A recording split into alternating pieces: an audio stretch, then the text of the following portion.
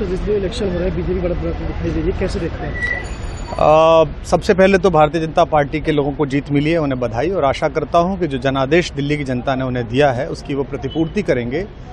और वे सब आम आदमी पार्टी के लाखों करोड़ों कार्यकर्ता जो अन्ना आंदोलन से आए, जिनके बहुत ही निश्चल, निष्पाप और बड़े भारत की राजनीति को बदलने के सपने की हत्या एक निर्लज्ज, नीच, मित्रहंता, आत्ममुग्ध और चरित्रहीन व्यक्ति ने की, उसके प्रति तो क्या संवेदना। दिल्ली को उससे मुक्ति मिली। और मैं ये जानता हूँ कि अब जो आम आदमी पार्टी में लोग बच गए थे सत्ता के लोभ में, लालच में, पदों के लिए, उस पैसे के चक्कर में, वे सब भी अब वापस जाएंगे, लौटेंगे, कुछ अपने व्यवसायों में लौटेंगे, कुछ पार्टियों में चले जाएंगे।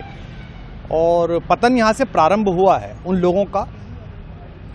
मेरे लिए कोई प्रसन्नता का और दुख का विषय नहीं है, मैं बीच में खड़ा हूँ। प्रसन्नता इस बात की है कि करोड़ों लोगों ने आशा लगाई थी, करोड़ों लोगों ने, लोग अपनी नौकरियां छोड़ के आए थे, व्यवसाय छोड़ के आए थे, दुश्मनियां ली थी लोगों ने, उन सब की हत्या एक आत्ममुग्ध आदमी ने, एक चरित्रहीन आदमी ने अपनी निजी महत्वाकांक्षाओं की पूर्ति के लिए की। उसको दंड मिला, ईश्वरीय विधान से दंड मिला। प्रसन्नता इस बात की भी है कि न्याय हुआ। आज जब कहना नहीं चाहिए, लेकिन आज टीवी पर जब जंगपुरा का निर्णय आया और सामने दिखाई दिया कि मनीष हार गया, तो सदा तटस्थ रहने वाली और राजनीति से विरत रहने वाली मेरी पत्नी जो है, उसकी आंख में आंसू आ गए, वो रोने लगी। क्योंकि उसी से उसने कहा था कि अभी तो है ताकत, और उसने कहा था भैया ताकत सदा तो नहीं रहती। तो ये अहंकार आशा करता हूँ अगले लोग नहीं करेंगे, जो बाकी दल है वो नहीं करेंगे, इससे सबक लेंगे। और दिल्ली के नागरिकों को मैं अच्छे शासन के लिए बधाई देता हूँ। अब भारतीय जनता पार्टी अपने नेतृत्व में सरकार बनाकर दिल्ली के जो दुख थे पिछले 10 वर्ष के, उन्हें दूर करे। और आम आदमी पार्टी के समस्त कार्यकर्ताओं को कहता हूँ कि आपने जिस किसी भी लोभ लालच में, सब कुछ जानते हुए एक ऐसे व्यक्ति के समर्थन में काम किया जिसने अपने मित्रों की पीठ में झुरा घोंपा, गुरु को धोखा दिया, अपने साथ कंधे से कंधा मिला के लड़ने वाली महिलाओं को अपने घर लाके पिटवाया, अपनी निजी सुख और साधन के लिए जनता का पैसा खर्च किया, अब उससे आशा लगानी छोड़ें, अब बाहर निकलें, अपना अपना जीवन देखें। मुझे राघवेंद्र सरकार राम की कृपा मिली, जिनका ये घर है, जिनकी कृपा से मैं यहाँ खड़ा हूँ। मुझ पर कृष्ण कृपा हुई कि मैं इस निर्लज्ज सर्कस से बाहर आ सका। मैं उन सब से भी अच्छे भविष्य की कामना करता हूँ कि वो कोई गंदगी ना फैलाएं कहीं भी, वो लौट जाएं अपने शिविरों में।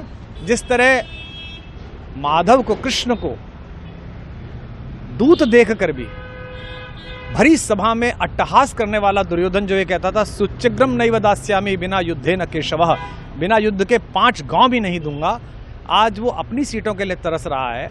और मुझे पता है कि इस दुर्योधन का अंत भी टूटी हुई जंघा के साथ बड़ा ही दारुण होगा, और भारतीय राजनीति एक कलंकित अध्याय के रूप में इस बौने दुर्योधन को और इसके दरबार के तमाम शकुनियों को याद करेगी। मैं उनकी मुक्ति की कामना करता हूं कि ईश्वर उन्हें इस दुख से बाहर निकाले, और समस्त लोगों को बधाई देता हूं कि चलिए अंततः न्याय हुआ। सर बात करें दिल्ली के चुनाव या यूपी के उपचुनाव मिर्जापुर को लेकर, चुनाव आयोग पर तमाम तरह के आरोप लगाए जा रहे हैं। अखिलेश यादव ने कल कहा कि वहाँ उपचुनाव में मिलकर, ये राजनीतिक विषय है, इस पर मैं राजनीतिक कार्यकर्ता नहीं हूँ, तो इस पर मेरी टिप्पणी शोभनीय नहीं है, वो आपस में सब जाने। लेकिन दिल्ली के चुनावों को लेकर एक मिश्रित प्रतिक्रिया है। दुख है कि अन्ना आंदोलन से एक ऊर्जा जो पैदा हुई थी, जिससे देश में एक सकारात्मक बदलाव हो सकता था, एक वैकल्पिक राजनीति हो सकती थी, उसकी हत्या एक अहंकारी आदमी ने, एक आत्ममुग्ध और असुरक्षित आदमी ने कर दी। मैं आशा करता हूं कभी ना कभी भारत में ऐसा सूर्योदय किसी न किसी दल में अवश्य होगा, जो भारत को जहां पहुंचना है वहां पहुंचाने का मार्ग प्रशस्त करेगा। बहुत धन्यवाद।